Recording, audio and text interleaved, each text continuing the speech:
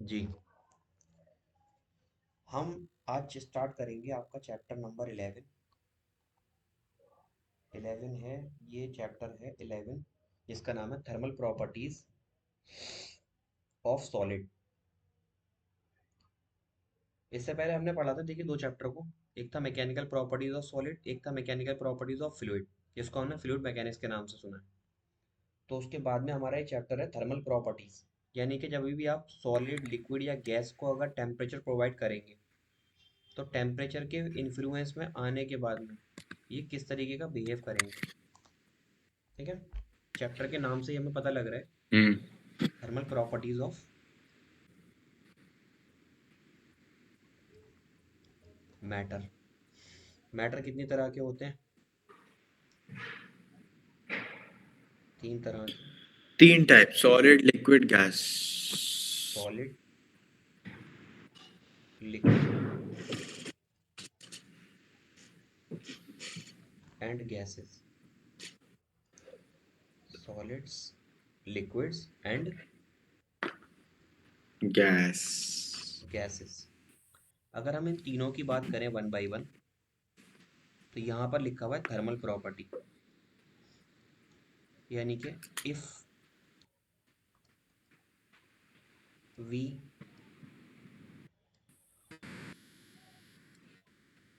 Change, change में आता है आपका इंक्रीज करना और डिक्रीज करना टेम्परेचर का, ऑफ द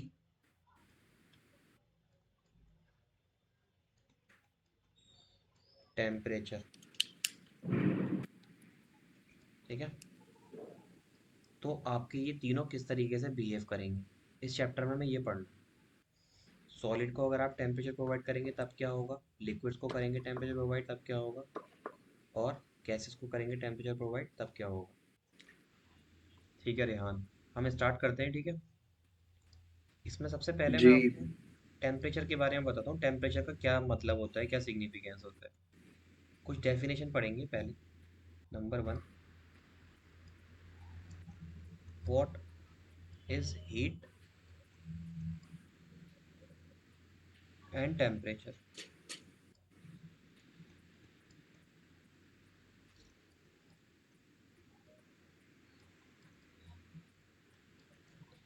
देखिए, आमतौर पर हीट जहाँ भी रिलेट होती है वहाँ टेम्परेचर ज़रूर होता है।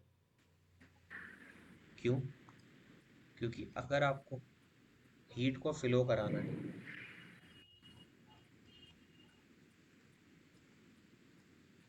तो क्या होगा, एक तरफ से दूसरी तरफ आपको हीट को भेजना है, तो यहाँ पर आपका टेम्परेचर टी आई होगा, और ये है टेम्परेचर टी एफ। अगर आपकी हीट के मूव कराने की डायरेक्शन ये है, यानी इधर से इधर की तरफ, तो आपकी जो टी आई की वैल्यू होगी वो हमेशा ज़्यादा होगी टी एफ से। ठीक है, क्यों होगी? क्योंकि जो फ्लो होता है हीट का, वो हमेशा हायर टेम्परेचर से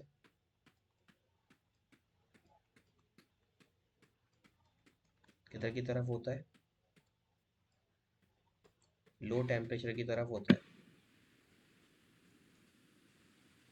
ठीक है, तो हीट, हम्म। टेम्परेचर, ये दो अलग अलग क्वांटिटीज़ नहीं है।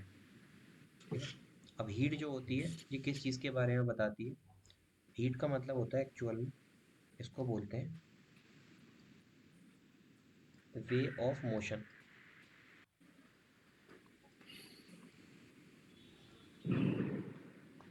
और जो टेम्परेचर होता है, इसका मतलब होता है मैकेनिकल मोशन।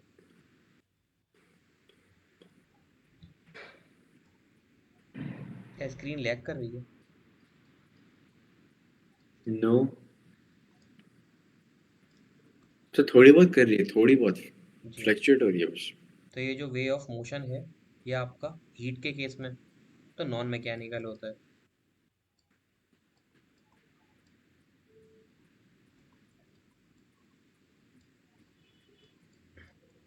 लेकिन टेम्परेचर के केस में ये मैकेनिकल होता है।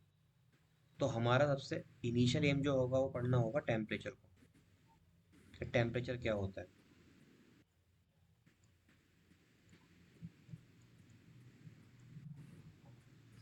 उसके बाद हम हीट समझेंगे, हीट क्या होती है। तो हमारी आज की जो हेडिंग है वो है टेम्परेचर।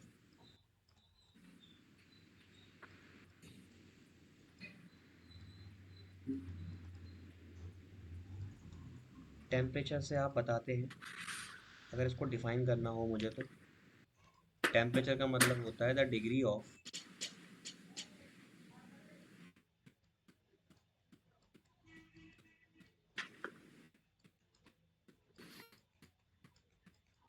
हॉटनेस और कोल्डनेस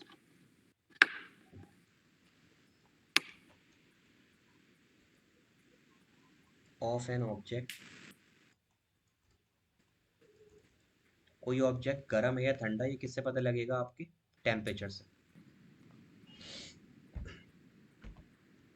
तो जो टेम्परेचर होता है वो किस चीज़ के बारे में आपको सिग्निफाई कराता है, कि कोई भी चीज़ कितनी हॉट है या कितनी कोल्ड है। ठीक है, हम्म सबसे पहली चीज़। उसके बाद में मैं आपको लिखाता हूँ टेम्परेचर की यूनिट्स। तो हम इस तरीके से समझेंगे इसको: एक, दो, तीन, और एक ये चार। चार यूनिट्स हम यहाँ पर पढ़ने वाले हैं।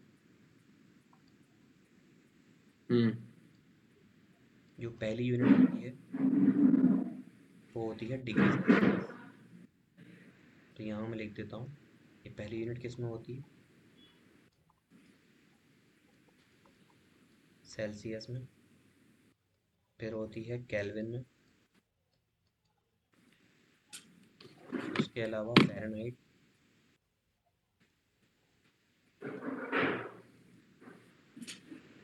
और एक होती है रैंकनिन। ठीक है, इसको लिखने का तरीका होता है, आप ऊपर लिखिए कि पानी कितने पर बॉयल होता है और नीचे कितने पर ये फ्रीज होता है।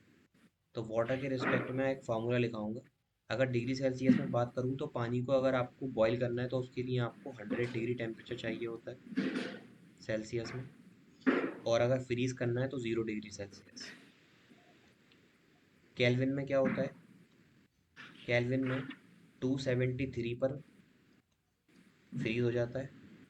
और बॉइलिंग पॉइंट केल्विन में अगर लिखना है तो वो होता है 373 773 ओ सॉरी 37 केल्विन। फ़ारेनहाइट में क्या होता है रिलेशन, कितने पर? फॉरेन हीट में देखिएगा, व्हाट इज़ द, देखिए बॉइलिंग पॉइंट जो है फ़ारेनहाइट में 212 होता है, और फ्रीजिंग पॉइंट जो होता है वो 32 फ़ारेनहाइट होता है। ऐसे ही रैंकनिन में 0 रैंकनिन पर तो ये जम जाता है और 80 पर बॉयल होने लगता है। ठीक है, तो आपको ये याद रखना है इस तरीके से। अब मैं आपको टेम्परेचर स्केल कन्वर्जन सिखाता हूँ,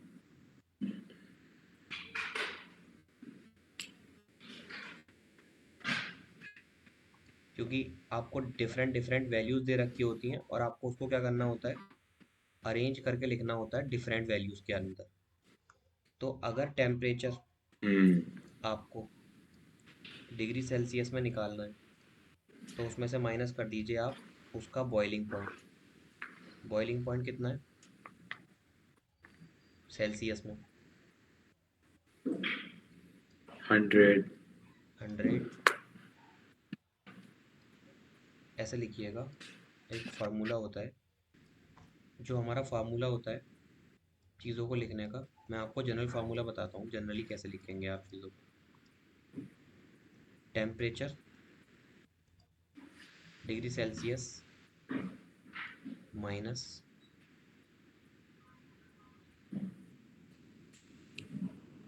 फ्रीजिंग पॉइंट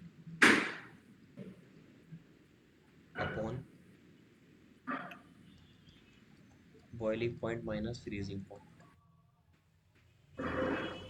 ठीक है, ये लिखने का तरीका होता है। अभी आप ऊपर लिख कर आए हैं चीज़ों को, टेम्परेचर डिग्री सेल्सियस में अगर आप लिख रहे हैं, उसका फ्रीजिंग पॉइंट होता है 0 डिग्री, बॉइलिंग पॉइंट होता है 100 डिग्री माइनस 0 डिग्री, बराबर होगा temperature in kelvin minus freezing point. Freezing point kelvin में कितना होता है, 273, अपॉन हम्म, बॉइलिंग पॉइंट कितना होता है, 373 माइनस 273। जी। इसी तरीके से टेम्परेचर अगर फ़ारेनहाइट में लिखना है या फ़ारेनहीट में लिखना है, तो minus freezing point 32, boiling point 212 minus 32। और अगर रैंकिन में लिखना है, तो temperature in Rankine minus 0 degree या 0 अपॉन 80 - 0। अगर मैं आपसे कहूँ कि यहाँ से आपका सॉल्व होने के बाद फाइनल वैल्यू क्या बनेगा, तो देखिए टी सी में से 0 माइनस करेंगे तो टी सी ही बचेगा, temperature in degree Celsius hmm, upon 100 बराबर होगा temperature in kelvin minus 273 upon 100 is equal to T F minus 32 upon 180 is equal to T R upon 80। तो अगर आपको ये लिखना आता है तो आप किसी भी टेम्परेचर को किसी में भी कन्वर्ट कर सकते हैं। Hmm, you can easily convert degree Celsius into Kelvin, degree Celsius into Fahrenheit, degree Celsius into Rankine. कर पाएंगे?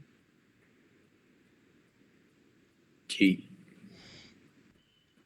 तो अगर मैं आपसे यहाँ पूछूं कि टेम्परेचर रिस्पॉन्सिबल किस चीज़ के लिए होता है, तो देखिए आपके पास एक आप बॉक्स ले लीजिए गैस का, एक बॉक्स ले लीजिए लिक्विड का, और एक बॉक्स ले लीजिए सॉलिड का।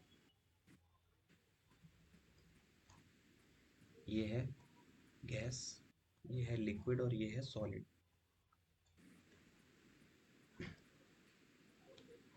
अगर मैं इनके अंदर मॉलिक्यूल्स बनाता हूँ तो गैस के मॉलिक्यूल थोड़ी दूर दूर होते हैं, लिक्विड के मॉलिक्यूल्स थोड़ी करीब होते हैं।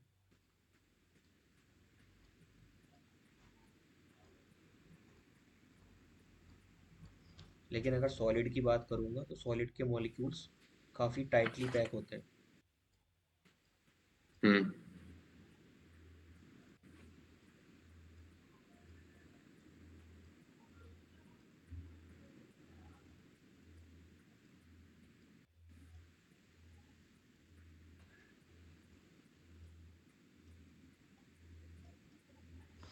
अब आपने क्या करना है, आप इन तीनों ऑब्जेक्ट को हीट दीजिए। हीट देने का मतलब इनका टेम्परेचर आप बढ़ाएंगे, इसका भी टेम्परेचर आप बढ़ाइए और इसका भी टेम्परेचर आप बढ़ाइए। जब आप टेम्परेचर बढ़ाएंगे तो ये जो मॉलिक्यूल्स है ना, ये दूर दूर जाना शुरू कर देंगे टेम्परेचर बढ़ने पर। यानी कि जब आप इसका टेम्परेचर बढ़ाएंगे तो ये अपने आप को और ज़्यादा दूर ले जाएंगे। तो ये क्या करते हैं, एक्सपैंड करते हैं, एक्सपैंड। ये भी अपने आप को एक्सपैंड करेगा और सॉलिड भी अपने आप को एक्सपैंड करता है। अगर आप कोई सॉलिड लेंगे और आप उसको लगातार हीट करते रहेंगे तो आप देखिएगा वो मेल्ट होने लगता है। सॉलिड लेकर के आप उसको हीट करिए तो वो मेल्ट होने लगेगा, एक्सपैंड करेगा। और अगर आप उल्टा करते हैं, आप इनका टेम्परेचर कम करते हैं, गैसेस का भी, लिक्विड्स का भी और सॉलिड्स का भी, तो ये क्या करेंगे, ये कंप्रेस होना शुरू हो जाएंगे, ये भी कंप्रेस होना शुरू हो जाएंगे, और ये भी कंप्रेस होना शुरू हो जाएंगे। ठीक है। हम्म ये जो कंप्रेस और एक्सपेंड कर रहे हैं, ये किस वजह से कर रहे हैं मैं आपको समझाता हूँ। ये हैं आपके दो मॉलिक्यूल्स। अगर आप इनके बीच का टेम्परेचर बढ़ाएंगे तो हम आगे जाकर एक थ्योरी पढ़ेंगे जिसका नाम है काइनेटिक थ्योरी ऑफ गैस। वो बताती है कि जैसे जैसे आप टेम्परेचर बढ़ाएंगे किसी भी सर, इसमें डायटोमिक ट्रायटोमिक वाले भी आएंगे क्या? सब आएगा। जैसे जैसे आप किसी भी ऑब्जेक्ट का टेम्परेचर बढ़ाएंगे उसकी वेलोसिटी बढ़ जाती है। ठीक है। टेम्परेचर बढ़ाने पर क्या बढ़ जाती है? वेलोसिटी। और वेलोसिटी से एक एनर्जी रिलेटेड होती है जिसको आप बोलते हैं काइनेटिक एनर्जी।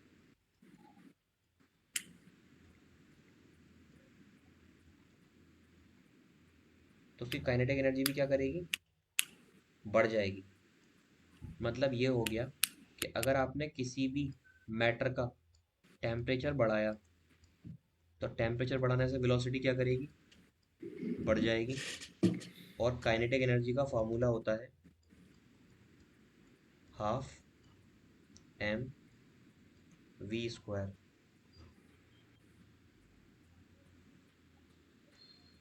तो जब वेलोसिटी बढ़ेगी तो काइनेटिक एनर्जी भी बढ़ जाएगी। तो हम यहाँ कह सकते हैं कि टेम्परेचर के साथ हम्म काइनेटिक एनर्जी भी ऑब्जेक्ट की चेंज हो रही है, बढ़ रही है। और अगर अगर आप इसको उल्टा करते हैं, यानी अगर आपने टेम्परेचर डिक्रीज किया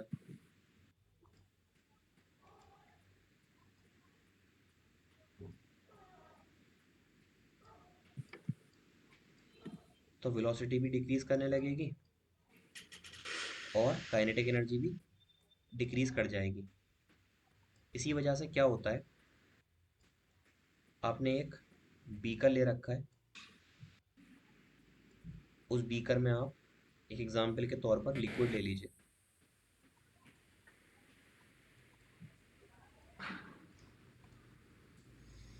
मैं आपसे कहूँ अगर कि आप इस लिक्विड का टेम्परेचर बढ़ाइए, तो आप देखिएगा टेम्परेचर बढ़ाएंगे ये हीट करने लगता है, और हीट करने के साथ साथ ये लिक्विड से क्या बनने लगता है? वेपर बनने लगता है। Vapour gas.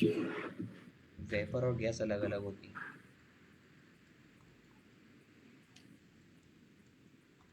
क्या बनेगा ये? वेपर। ये वेपर बनना शुरू कर देगा। यानी कि टेम्परेचर बढ़ाने पर ये अपनी स्टेट चेंज कर रहा है। वेपर क्यों बन रहा है पता है? क्योंकि लिक्विड के मॉलिक्यूल्स करीब करीब थे, आपने टेम्परेचर दिया, ये मॉलिक्यूल्स अपने अंदर की स्पेस को बढ़ा लेंगे। यानी ये लिक्विड के मॉलिक्यूल्स हैं और ये कैसा होना चाहेंगे? गैस जैसा होना चाहेंगे। अगर मैं इसका उल्टा हम्म समझाऊं आपको, कि अगर हम टेम्परेचर को डिक्रीज करते हैं, तो आपने देखा होगा फ्रीजर के अंदर हम चीज़ों को रखते हैं टेम्परेचर डाउन करने के लिए, तो वो लिक्विड से क्या बन जाता है? सॉलिड हो जाता है। यानी आपके लिक्विड मॉलिक्यूल से इस तरीके के, आपने इसको टेम्परेचर डाउन किया तो इसके मॉलिक्यूल्स और करीब आ गए, वेल स्ट्रक्चर्ड हो गए। हाँ जी। तो टेम्परेचर जब आप बढ़ाते हैं तो चीज़ें लिक्विड से गैस या वेपर में कन्वर्ट हो जाती हैं। यहाँ वेपर लिखिएगा। और टेम्परेचर जब आप डिक्रीज करते हैं तो वो लिक्विड से सॉलिड की तरफ चली जाती है। ठीक है। ओके। तो मैं आपको एक चार्ट दिखाता हूँ क्लास नाइन्थ का। आपके पास है सॉलिड, आपने सॉलिड को हीट किया तो ये क्या बन जाएगा? लिक्विड। आप इसको और हीट करेंगे तो ये बन जाएगा वेपर। अभी के लिए वेपर को हम मान लेते हैं गैस। अब मैं एक उल्टा एरो बनाता हूँ कि अगर आप वेपर्स को कूल करेंगे, आपने देखा होगा कंडेंसेशन नाम का एक प्रोसेस होता है। ठंडी बोतल आप रख देते हैं तो उसके चारों तरफ पानी आ जाता है।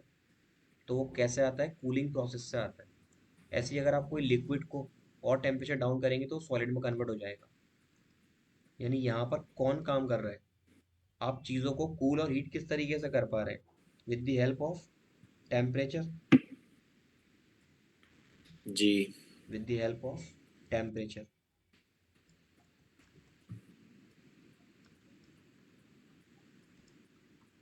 तो ये आपने सॉलिड से लिक्विड में कन्वर्ट किया, क्या कर कर? हीट कर कर। ये हीट का सिंबल होता है। और अगर आपने इसको कूल किया, ये भी कूल किया, तो ये दोबारा से उसी चीज़ों में चेंज हो जाता है। इतना क्लियर है आपको? हाँ जी। अब देखिए मैं आपको एक चीज़ और समझाता हूँ। एक मेरे पास है कोल्ड ड्रिंक ग्लास के अंदर,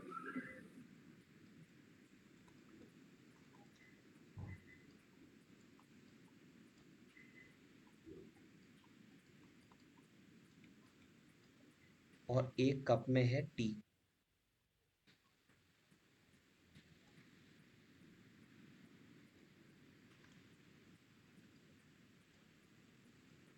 आमतौर पर लोगों को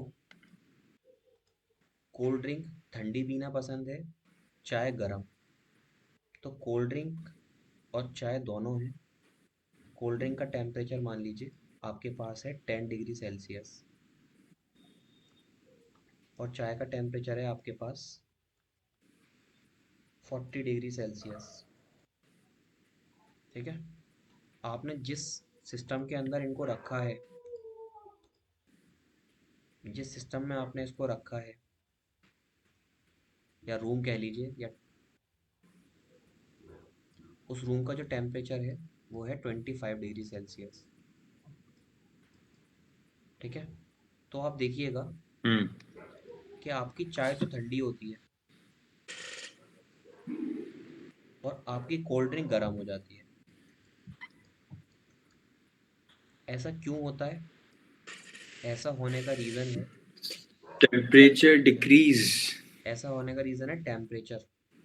देखिए यहाँ पर टेम्परेचर था 10 और यहाँ पर था 25। तो टेम्परेचर हमेशा हायर से लोअर की तरफ मूव कराता है हीट को। तो यहाँ से रूम की हीट कहाँ चली गई? कोल्ड ड्रिंक में, क्योंकि कोल्ड ड्रिंक का टेम्परेचर कितना था? 10। 10। इसलिए ये प्रोसेस कहलाता है हीटिंग प्रोसेस। और चाय आपकी है गरम, रूम है ठंडा, तो चाय की गर्मी रूम में चली जाएगी, तो चाय आपकी क्या कर जाएगी? कूल कर जाएगी। ये प्रोसेस होता है आपका कूलिंग। अब चाहे कूलिंग प्रोसेस हो, चाहे हीटिंग प्रोसेस हो, दोनों में जो ट्रांसफर ऑफ हीट हो रहा है वो किधर से किधर हो रहा है?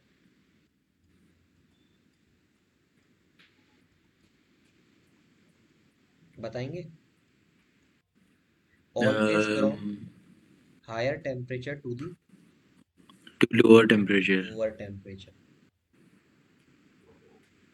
ठीक है? चाहे कूलिंग प्रोसेस हो चाहे हीटिंग प्रोसेस हो। इतना क्लियर है? हम्म। आज के लिए हम इतना ही रखेंगे।